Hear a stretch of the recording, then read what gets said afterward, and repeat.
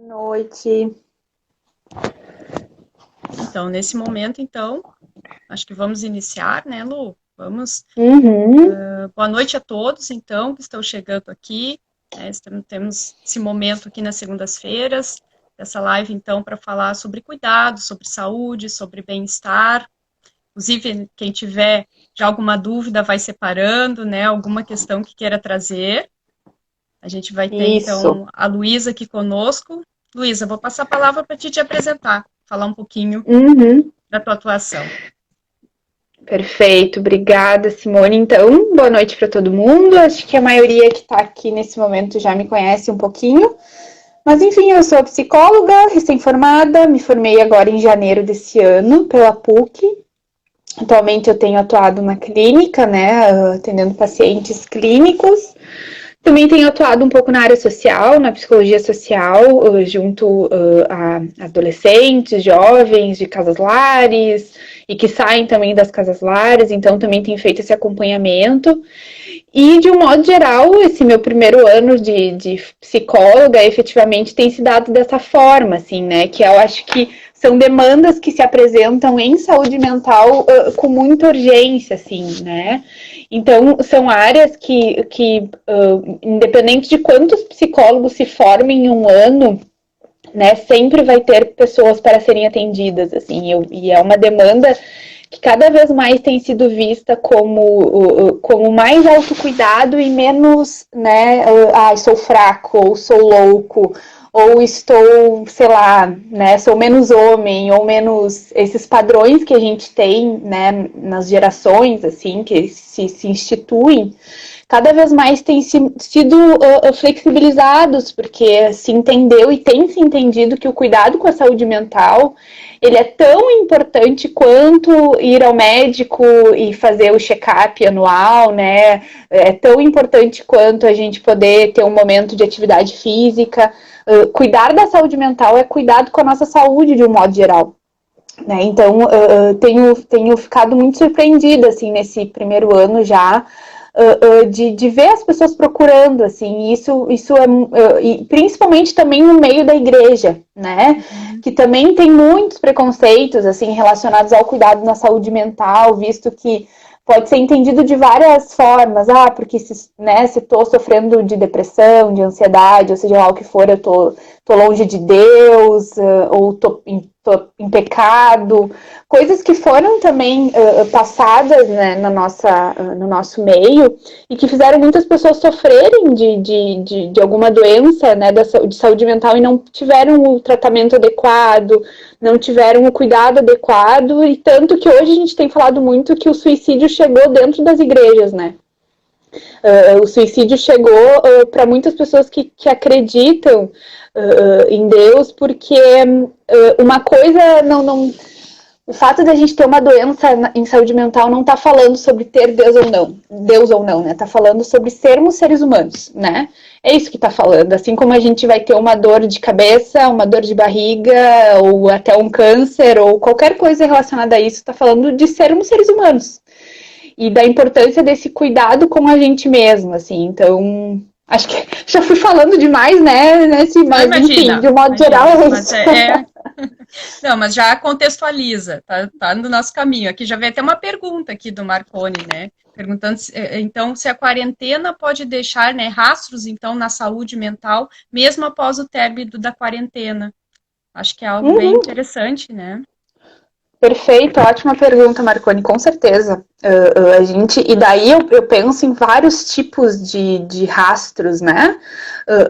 Pode ser relacionado a transtornos mesmo, né? No eixo de saúde mental, transtorno de estresse pós-traumático, pessoas que perderam entes queridos, pessoas que passaram pela doença e tiveram muito mal, todo o estresse do trauma, que vem do trauma, né? Então a gente pode pensar que pessoas podem sofrer ou já estão sofrendo com isso, transtornos de ansiedade de um modo geral, porque a gente está vivendo um momento em que a gente se vê muito vulnerável, né?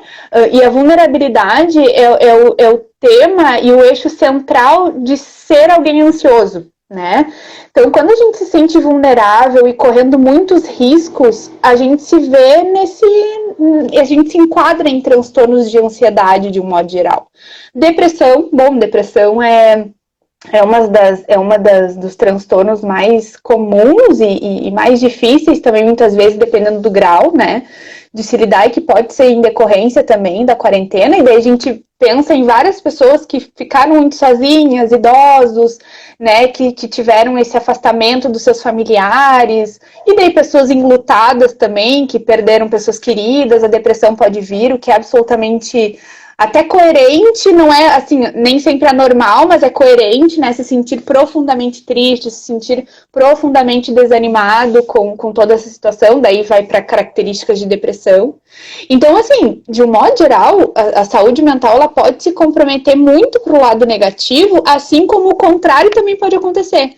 Né? A gente também pode se sair muito fortalecido de uma situação como essa, se a gente tiver o cuidado que é necessário com a gente mesmo. Né? Então, já fica um alerta. Se as pessoas identificarem que estão passando por situações de dificuldade em saúde mental, não hesitem, busquem ajuda. Né? Busquem profissionais para trabalharem o autocuidado, para que não chegue num nível, vamos pensar em como qualquer outra doença, né? Para que não se chegue em um nível em que, nossa, né, tá muito difícil, fica muito complexo, né? Então já busque, assim como se sente dor e vá lá no gastro ver o que tá doendo na barriga, assim como vai no neurologista para ver por que a cabeça está doendo tanto, procure um psicólogo, procure um psiquiatra para ver das dores emocionais, que elas são tão fortes e doem tanto quanto uma dor de barriga, e por vezes até mais, né, gente? Na verdade, às vezes, muitos também sintomas já clínicos, eles são um reflexo já do emocional da pessoa que não está bem regulado, não está bem equilibrado. A pessoa tende a ver só o sintoma e não vê as causas mais profundas, né? Até nesse sentido, Perfeito. assim, já... como a gente pode identificar, assim, mais os pensamentos ansiosos? Perfeito. Ótima pergunta, Simone. Bom, isso que tu tá falando de uma atenção. Para a gente identificar pensamentos ansiosos, a gente está falando de uma atenção que a gente tem que ter pro nosso funcionamento enquanto pessoas, né? Então tá, pensamento ansioso está falando de pensamentos relacionados ao futuro, que geralmente são pensamentos que levam a uma catástrofe, a um desfecho muito negativo, que são pensamentos que falam de riscos, que falam de fatos que provavelmente a gente não tem controle, é muito incerto. Então, vou dar um exemplo prático, tá? Então, vamos pensar assim. A gente está passando por um momento de pandemia difícil. Mas um pensamento ansioso que pode vir é pensar, bom, mas ainda a vacina não veio, e daí pode ser que não venha nunca, e daí a gente fique para sempre nesse estado, e daí eu não vou ter o meu emprego de volta, ou eu não vou conseguir pagar minhas contas direito. E vejam bem, há dados de realidade nisso. A gente está vivendo um contexto econômico difícil, a gente está vivendo um momento mais difícil em relação assim, quando que vai vir a vacina? A gente não sabe quando vai vir a vacina, né? Só que isso não quer dizer que nunca vamos ter uma vacina. Isso não quer dizer que nunca mais vamos ter emprego ou dinheiro para pagar as nossas contas. Então, pensamento ansioso está falando de pensamentos de futuro e de catástrofe. Catástrofe no sentido de que são coisas difíceis de lidar, coisas difíceis de manejar. Então, lidar com não pagar as contas é muito difícil mesmo. Coisas que mexem no nosso bolso é muito difícil, né? Lidar com a questão de saúde, poxa vida, a vacina nunca vai vir, a gente nunca vai voltar a ter uma vida normal. Poxa, nunca é uma palavra muito forte, né? Tu que trabalha com palavras, né? Se tu que trabalha com essa área, tem palavras que são muito fortes, elas não são a verdade absoluta dos fatos. Então, resumindo, pensamento ansioso quer dizer pensamento de catástrofe relacionado ao futuro, que dá algumas verdades absolutas que não necessariamente são verdades, são só produtos de um pensamento, de uma emoção de ansiedade. Fez sentido? Se alguém não entendeu, fala aí, que eu não sou professora, mas enfim, tento aqui me desenrolar. Sim, de repente um exemplo, né? Uma outra, ó, aqui. Então, acho que até nesse sentido também o Marconi vem com outra pergunta que pode se relacionar um pouco essas questões até de ansiedade, ó. A quarentena pode levar a um acelerar, né? O repensar a vida e fazer com que venhamos a tomar decisões precipitadas. Ótima pergunta, Marconi. Perfeito, sim. Eu não digo só a quarentena, de um modo geral, a gente pode ter situações na nossa vida que nos façam repensar a nossa vida e a gente tome decisões precipitadas, mas esse contexto especial pode sim, né? E a gente pode, por exemplo, avaliar, bom, de repente, sei lá, se alguém tem um trabalho autônomo, uma empresa, vê que as coisas não estão indo bem, de repente tenta uma mudança de carreira, tenta uma mudança de trabalho, visto a emergência. Né? Pode sim fazer com que a gente tome atitudes precipitadas. Agora, o desfecho dessas atitudes é o que vai se ver depois, né? O que eu acho que também o que o Marconi está querendo falar é a gente avaliar riscos, né? O quanto que muitas vezes tem atitudes que a gente toma sem avaliar riscos. Sim, é um momento que também é propício para a gente tomar atitudes, né? Vou lá, vou ver no que vai dar. Às vezes vai dar certo, às vezes não. Mas também eu te dou um contraponto, né, Marconi? Me permite isso, assim. Tem vezes que na vida a gente precisa ter coragem, né, de algumas coisas, né? E a coragem implica a gente assumir alguns riscos, né? Então, aí é uma balança, vai do que faz mais sentido para a pessoa. Assumir riscos no sentido de ter coragem, ou ser uma pessoa também mais impulsiva, né? Que faz parte da vida dela tomar atitudes e vai dar. Daí é de acordo com cada personalidade, assim. Ali tinha, acho que outra pergunta também, acho que era da Santa ali, que falava sobre como então a gente fazer a gestão desses pensamentos ansiosos. Perfeito. Ótima pergunta também. É bastante difícil, né? Por isso que os profissionais da psicologia, eles são bastante acionados, porque muitas vezes fazer essa autogestão, ela é um trabalho árduo, assim. Mas uma dica que eu poderia dar é sempre tentar trazer o pensamento de novo para o presente, né? Porque se a gente está falando que ansiedade são pensamentos do futuro, então vamos tentar focar no presente de volta, né? E avaliar assim, bom, tá, eu tô com medo eu tô com medo de não ter dinheiro, eu tô com medo de que as coisas deem errado, mas tá, o que tá dando certo agora? O que eu tô vendo que tá dando certo agora? Ou o que eu tô vendo que tá dando errado agora? E pensar e voltar com esse pensamento pro agora, pro aqui e pro agora. Né? Outra coisa importante é sempre que esses pensamentos vêm e eles nos afligem, né? Por exemplo, sintomas de ansiedade, de muita ansiedade, é taquicardia, sudorese, né? Suor em algumas partes do corpo, a pessoa fica mais trêmula, ter dor de cabeça é bem comum, palpitação, tontura. Então, sempre quando o corpo alertar de que essa emoção está com muita intensidade, é importante fazer exercícios de respiração. Assim, é uma coisa muito simples fazer exercício de respiração e cientificamente falando, é o mais recomendado para um trabalho com alguém que está muito ansioso. É um dos primeiros passos que os profissionais da saúde mental fazem. Assim, então, vou exemplificar aqui para vocês um momento, uma respiração, né? Então, a gente inspira contando até 5 e expira também contando até 5. Mas assim, não é 1, 2, 3, 4, 5, né? Não é aquela coisa ansiosa e acelerada, né? É 1, 2, 3, 4, 5.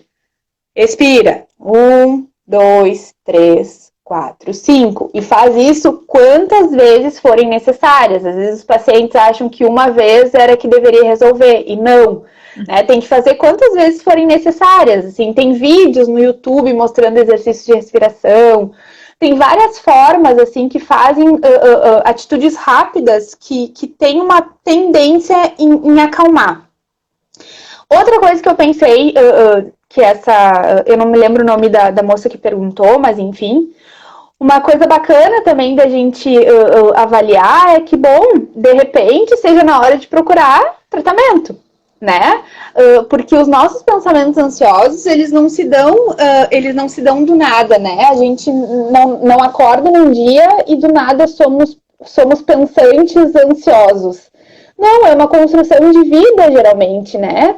A ansiedade, além de ser uma emoção absolutamente natural que a gente sente, porque a gente precisa sentir, ela tem uma função na nossa vida, tem todo um padrão de comportamento, de funcionamento. Então, provavelmente, quando a gente vai investigar aquela pessoa que está ali na nossa frente, desse padrão ansioso, a gente vai olhar e vai ver, tinha um pai também que era muito ansioso, tinha uma mãe que era muito ansiosa. Então, são padrões de comportamento que são apreendidos e que tá tão natural na gente que a gente simplesmente vai reproduzindo, e a gente olha como normal e natural.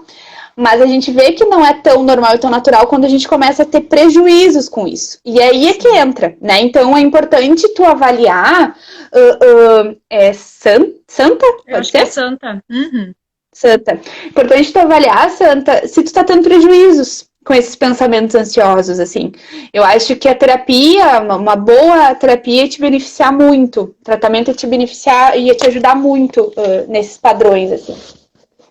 E até veio uma outra pergunta no sentido, assim, de também observar como perceber e até auxiliar as crianças também nesse sentido da ansiedade agora, que elas estão também, né, nessa distanciamento social, sem a sociabilidade na escola, sem os amigos, menos contato com a família.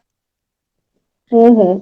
E assim, eu não trabalho com crianças, assim, mas o que eu vejo, assim, da experiência de colegas, assim, é que tem sido bastante desafiador, porque a gente está falando de crianças de seres em desenvolvimento, que não têm a total capacidade de entendimento sobre a complexidade de algumas coisas, né? E não tem total capacidade da gerência, né, do que está sentindo, do que sentir, como demonstrar, o que fazer. Sim. Então, pode ser que uma criança, né, tá sentindo muita ansiedade, pode estar sentindo, sei lá, tristeza ou qualquer outra emoção e vai traduzir isso numa forma de comportamento que os pais muitas vezes não vão entender, né? E eu acho que uma coisa muito bacana que eu vejo que a quarentena fez foi essa aproximação entre os pais e os filhos na rotina diária. E eu acho que é importante para a gente entender esse comportamento de ansiedade que uma criança pode apresentar é também na conversa e no diálogo, né? Poder entender, né, filho, o que tu tá sentindo? O que tá ruim para ti? Tu quer me dizer alguma coisa? Fala pro pai, fala pra mãe. Não tem problema nenhum tu dizer que tu não tá gostando de alguma coisa, que tu não tá feliz com alguma coisa. Compartilha com o pai e com a mãe, tentar trazer esse diálogo. E a importância também das crianças já terem essa noção básica do que são as emoções, né? Porque a gente adulto, a gente já tem uma dificuldade de muitas vezes reagir a algumas emoções que a gente sente. E as crianças em formação, muitas vezes elas não têm... As escolas têm trabalhado mais isso, mas hoje está muito na sobrecarga dos pais o ensinamento e a educação por causa da quarentena. Então, poder falar das emoções. Olha, filho, né? Todas essas emoções que a gente sente, elas são importantes, elas têm uma função pra gente. Nem todas são agradáveis da gente sentir, né? Sentir tristeza não é agradável, sentir ansiedade muitas vezes não é agradável, sentir, sei lá, medo não é agradável, mas todas elas têm uma importância na nossa vida, né? Medo nos protege de vários riscos, tristeza faz com que a gente pense na nossa vida, nos nossos comportamentos, ansiedade faz com que a gente fique atento para algumas demandas da nossa vida, e explicar o porquê que é positivo e quais são os perigos de sentir isso muito, né? Então, a criança tá ali falando, tá mostrando que tá com muita ansiedade. faz com que ela, faz não, mas propicia um momento em que ela externalize isso. E que haja um momento também dela, dos pais poderem explicar isso, porque muitas vezes eles não estão entendendo, né? Eles não entendem o que eles estão sentindo. Então, também é uma forma de poder auxiliá-los nesse gerenciamento das emoções. Não sei se eu me fiz clara, mas se alguém tiver mais uma pergunta sobre, manda aí. Não, pessoal, parabenizando aqui, ó. Muito clara nas colocações. Eu acho que é Obrigada, Angélica. Sim, Angélica eu conheço. É legal que a Luísa está trazendo também, né, colocações bem práticas, assim, bem que a pessoa pode verificar assim, de uma melhor maneira, assim, bem claras. Eu acho que isso que é bom também, ó, aqui, ó, várias vezes a ansiedade, acho que dos pais é absorvida pelos filhos. Isso acontece, né? Bem, acho que mais nesse momento que as pessoas estão vulneráveis. E não, ó, a Angélia é psicóloga também, é isso. Minha colega. E até dentro também desse assunto, eu acho que está bem assim interessante a gente desenvolver, dá para perceber o pessoal tem bastante questionamento sobre a questão da ansiedade, assim, né? E falando das emoções também. A gente vive, eu acho que um momento, não sei se a tua percepção, né, essa, ou se tu pode explicar melhor também, que às vezes as emoções mais negativas, ó, aqui vem uma pergunta também, vamos ver aqui, antes da gente, então, complementar aqui. Opa! Ó, uma dúvida que sempre tive, acho que é sobre as questões de medicamento, que muitas pessoas usam para ansiedade, funciona mesmo, bem legal essa aqui, ó. A gente pode complementar, então, isso aí sobre as emoções negativas, assim, negação, uma sociedade que a gente vive que nega um pouco as emoções negativas. Perfeito. Eu acho que a gente continua na emoção e depois eu respondo a pergunta do Rafa, não tem problema. Eu acho que isso que tu traz é muito importante, Simone, porque não, assim, no nosso estudo, assim, psicológico, naquilo que nós, psicólogos principalmente se propõem a estudar, a gente vê que não existem emoções negativas, né?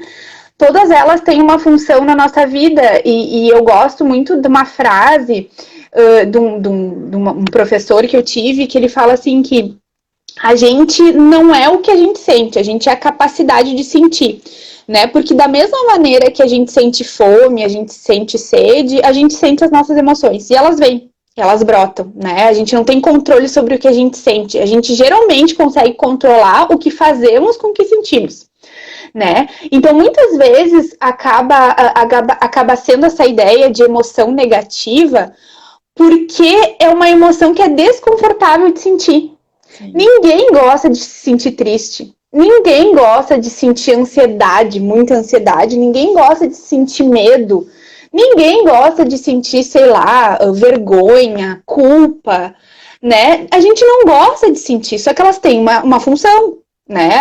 Elas não aparecem do nada, né? Então, algo que eu amo estudar e vejo que faz muito sentido, assim, para as pessoas que eu atendo, é explorar essa parte, porque fica muito no campo da imaginação, né? Então se eu sinto medo, é porque eu realmente sou uma pessoa muito medrosa, sou uma pessoa frágil, sou uma pessoa fraca, não sou uma pessoa corajosa. Não, peraí, qual é o nível que tu sente esse medo, né? Não, é importante sentir, porque senão, se tu não sentisse medo, tu ia atravessar a rua, tu não ia olhar o carro vindo, tu provavelmente poderia ser atropelada, né? Tu olha o carro vindo porque tu tem medo, porque o medo é acionado, né? Porque tu pode te machucar. Se essa emoção não aparecesse, a gente se colocaria em muitos riscos, né? Agora a questão é, qual a intensidade disso? É um medo que te coloca aprisionada dentro da tua casa e tu não consegue sair de casa por medo? Né? Uma ansiedade que faz com que tu tenha muita dificuldade de falar em público, que tu fuja de situações. É uma tristeza que faz com que tu não tenha vontade de se relacionar com as pessoas, de ter conexão social. Então, de fato, é muito difícil de sentir tudo isso. E elas podem nos prejudicar, sim, quando desreguladas, né? Quando não estão naquele nível importante, né, do desenvolvimento, né, do nosso desenvolvimento enquanto seres humanos e da nossa etapa de vida. Então, assim, existem emoções desagradáveis de sentir, mas não existem emoções negativas, né? E todas elas nos trazem um ensinamento. Então eu gosto muito da reflexão sobre tristeza, né? O porquê que a gente sente tristeza? O porquê que nós temos a capacidade de sentir tristeza, né? Bom, a gente sente tristeza porque a tristeza nos faz refletir sobre os nossos comportamentos e reavaliar os nossos comportamentos. Então, tu imagina se toda vez que a gente vivesse, sei lá, qualquer tipo de situação e a gente ficasse alegre, né? Só alegre, só alegre, só alegre, e só emoções boas de sentir, e não viesse alguma que seja mais desagradável para a gente avaliar se aquilo que a gente fez foi correto, para avaliar se aquilo que a gente fez foi adequado. Ah, eu falei aquilo, mas será que aquilo não magoou o outro? Será que eu não falei de uma forma muito ríspida? A tristeza faz com que a gente reflita, traga reflexão, então ela é muito importante em vários momentos da nossa vida, assim como as outras, né? Bom, eu poderia ficar dissertando sobre isso, assim, mas o quanto que, se vocês tiverem curiosidade, me peçam, me chamem no WhatsApp, eu tenho bastante material que fala sobre as emoções, até para trabalhar emoções com crianças, os pais aí que estão interessados em conversar com os filhos sobre isso. Eu tenho um material ilustrativo, né, enfim, eu tenho livros que eu trabalho no meu dia a dia, assim, que ilustram bem as formas de pensar sobre as emoções e lidar com elas e falar sobre elas com filhos, pensar para nós também, adultos. Então, me chamem no WhatsApp que eu fico à disposição em mandar esses materiais. Agora, não sei se tu vai se complementar da parte da medicação. Pode ser, vamos lá.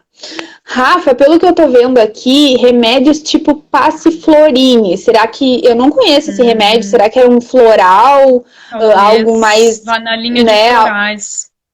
Isso. Rafa, eu vou ser honesta contigo, eu não conheço muito sobre esses florais, tá? O que eu posso dizer?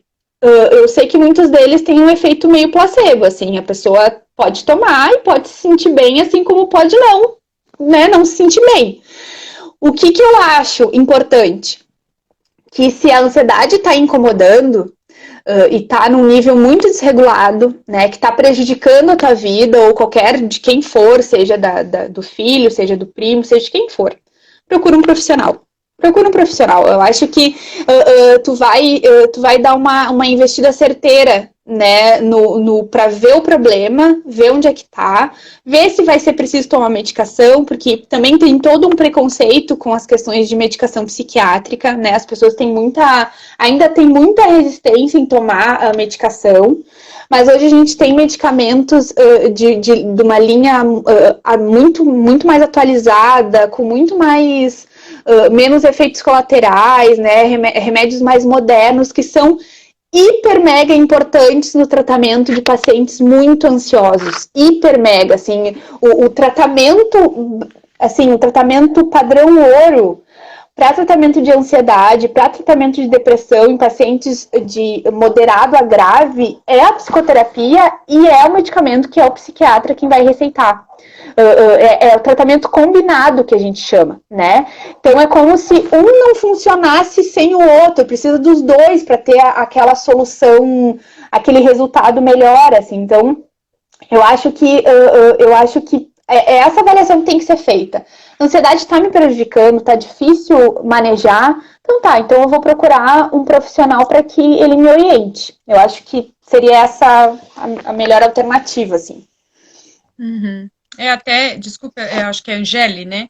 Ela complementou ali, colocando então que ele é um fitoterápico que auxilia bastante em questões de insônia e ansiedade. Então, acho que nesse sentido, eu acho que depende, né, pessoa a pessoa, tem pessoas que vão se beneficiar, né, que nem tu trouxeste, com os fitoterápicos ou outros processos, né? É um conjunto de alternativas que as pessoas podem buscar, né, mas é importante sempre, a gente tem salientado até, inclusive com todos que passam por aqui, os profissionais, assim, a importância de uma avaliação profissional, até porque o profissional vai ter um olhar integral para aquele paciente, né, vai conseguir ver a história, recuperar essas características dessa pessoa em si. Né? Perfeito, obrigada, Angeli, pelo teu auxílio aqui, a gente trabalhando em cooperação. Eu realmente não conheço o medicamento, assim, o floral, mas eu acho que Assim, eu acredito, e daí eu tô falando do que eu acredito, que, por exemplo, num tratamento médico, um profissional médico vai indicar outros remédios, no caso, remédios que o profissional entenda como, sei lá, antidepressivos, de um modo geral, que atuam, né, para trabalhar na ansiedade, para trabalhar com depressão. Então, não sei, assim, por isso que eu não conheço muito dessa área. Então, acho que a Angeli pode... Rafa, fala com a Angeli. melhor caminho. Ela já tem aí umas indicações. E assim, então, desde já vou agradecendo novamente, né, a tua disponibilidade de estar aqui com a gente, agradecer a todos que também estão aqui acompanhando, que trouxeram perguntas, deixaram tudo mais dinâmico, foi bem legal a participação de todos. Uhum.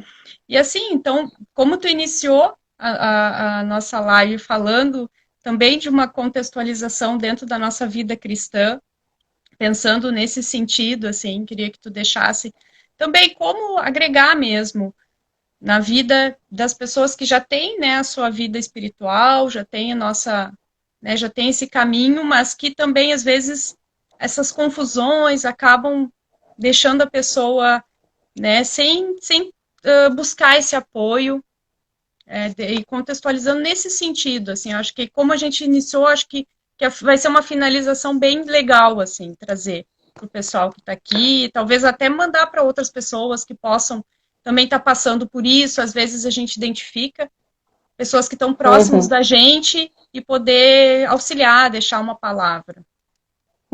Perfeito, assim, basicamente o que eu trouxe no início, assim, que eu acho que é importante reforçar, é dizer que, bom, ter algum transtorno, né, relacionado à saúde mental, né, algum problema de saúde mental não está falando sobre estar mais próximo ou menos próximo de Deus, ou que Deus ama mais ou ama menos, ou que Deus está dando um castigo.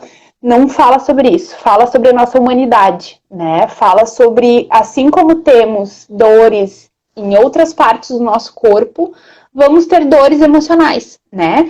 E como há médicos e especialistas para atuarem com as nossas dores físicas, também vão ter médicos e especialistas para trabalharem com as nossas dores emocionais, né?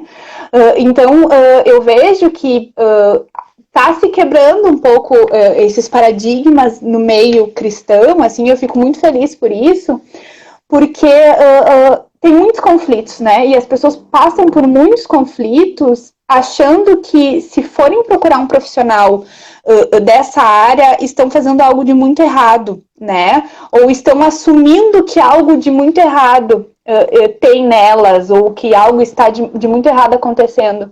Bom, e se algo de errado está acontecendo, qual o problema em assumir, né? É assim que a gente começa as transformações na nossa vida, assumindo que coisas não estão legais e tá tudo certo com isso, né? Eu acredito muito nessa honestidade, nessa verdade do nosso coração em poder entender que, bom, tá difícil para eu lidar sozinha, tá difícil para eu entender, tá difícil lá pro irmão da igreja me compreender, tá difícil lá, sei lá, às vezes estou falando pelo amor de Deus, nada contra o pastor, né? Pastor, te amo. Nada contra isso, mas muitas vezes tá difícil, não tá andando, bom, então de repente seja a hora de buscar um profissional, né? Porque a gente, assim, e não vou deixar de puxar a brasa pro meu assado, né? Pro meu e pro teu, Angélica, né? Não vou deixar de puxar a brasa porque a gente se forma para isso, né? A gente passa lá 5 anos estudando a mente humana, estudando a compreensão, estudando a escuta, como escutar, o que entender, validação emocional, que é um tema que eu amo também, e que a gente se capacita para isso, né? E para as técnicas e para os protocolos de atendimento em saúde mental. Então, saiba que quando tu procura um tratamento assim, é isso que um profissional tem para te oferecer, né? É um tratamento de qualidade, sem julgamentos, né? Sem tu estar lá e alguém tá te dizendo quanto que tu é errado, quanto que tu é uma pessoa assim, assim, assado, quanto que tu não merece. Não, muito diferente disso, né? Se tu está onde tu está, né? Se tu tá ali por algum problema, a gente vai entender qual que é esse problema, por que isso aconteceu, né? As situações da nossa vida, elas têm um motivo para acontecer. E um motivo que muitas vezes é muito maior do que a nossa visão rasa do dia a dia. Então, esse momento de cuidado psicológico é um momento de autocuidado, que é só da pessoa, que é aquele momento que ela tá ali sem ninguém, sem o filho, sem esposa, sem mãe, sem pai. É um momento de autocuidado. E isso faz com que a partir do momento que a gente cuida da nossa saúde mental, a gente consegue, inclusive, enxergar as nossas questões relacionadas à nossa fé, relacionadas à nossa religiosidade, à nossa espiritualidade de uma forma diferente também. Isso torna saudável o nosso olhar, a nossa prática, daquilo que a gente acredita da nossa fé, né? Lembrando, não todo o psicólogo, ele não, assim, e daí, assim, se alguém discordar de mim, tudo bem, mas vamos conversar sobre isso. Não existem psicólogos cristãos, tá? Existem psicólogos, né? E a pessoa, aquele CPF que tá ali, ele tem a sua fé, né? Então, de forma alguma, o psicólogo, ele pode chegar numa sessão de atendimento e professando a sua fé, e falando e dizendo, se isso não for trazido pelo cliente que está ali, né? Se isso não for de interessante para ele, né? Então é um comportamento ético do profissional poder ser isento em relação às práticas espirituais e, caso for conveniente para aquele cliente ali, poder falar sobre a fé, poder falar, então aí sim. Mas, assim, não existem, e isso é uma coisa que também é bastante confundida, não existem psicólogos cristãos, psicólogos umbandistas, psicólogos espíritas, existem psicólogos. A fé que aquela pessoa que é profissional professa é diferente, tá? E é isso que é importante ser levado, assim. Então, assim como, por exemplo, né, não existem, sei lá, auxiliar administrativo cristão, vendedor cristão, vendedor ateu, vendedor... Né, essas diferenciações, assim, né, que eu vejo que na psicologia muitas vezes se confundem isso. E por que eu tô falando isso? Porque o profissional que for atender, independente se ele professa a fé cristã ou não, ele precisa respeitar as tuas crenças, né? Ele precisa te respeitar na tua individualidade, ele precisa não te julgar. Isso é dever ético. E caso acontecer o contrário, isso é passível de denúncia, né? Então, é isso que eu quero dizer, assim. Muitas vezes fica se procurando, o psicólogo cristão. Não, eu sempre falo isso. Não existe o psicólogo cristão, existe o psicólogo e aquela pessoa professa uma fé, tá? Então, só para a gente tirar essa dúvida, porque é dever ético do psicólogo ser isento, e quando a gente é ético, a gente também honra a nossa fé, honra ao Deus que a gente acredita, honra Deus, né? Então, nessa ideia que eu quero trazer para vocês. Não, mas eu acho que é muito bom esse esclarecimento. E claro que quando a pessoa vai buscar um profissional, se ela tem uma intenção, não, eu quero buscar alguém que se identifique mais com os valores cristãos que eu também tenho na minha vida, bom, certo, mas que não existe uma formação específica Exato. Para né, nenhuma universidade vai apresentar uma formação para um psicólogo cristão, ou de outras religiões, enfim, né, que as pessoas possam, mas eu acho que isso é bem interessante, é bem esclarecedor. Aqui o pastor colocou aqui, ó, o pastor Gerson, pastores e psicólogos estão em unidade, pelo bem das pessoas, e parabenizou. Perfeito. Então, também, mais uma vez, aqui, ó, o pessoal parabenizando, que bom que o pessoal, ó, parabenizando também a Betel por esse espaço precioso, é verdade, Angeli, né, muito precioso esse espaço que a gente tem aqui, os outros também espaços que a igreja está buscando nesse momento, né, com o apoio da tecnologia, de alguma maneira, tá né, em unidade com a igreja, tá junto com as pessoas. Então, mais uma vez, deixar o agradecimento a todos que estavam com a gente.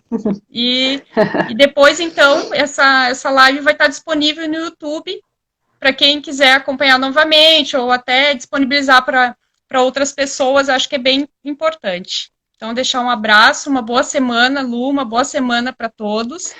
Obrigada, Si. Obrigada pelo convite e realmente, parabéns para a Betel, assim, a gente precisa cuidar da nossa saúde, que bom que as igrejas olham para a saúde mental dos seus membros. Demais.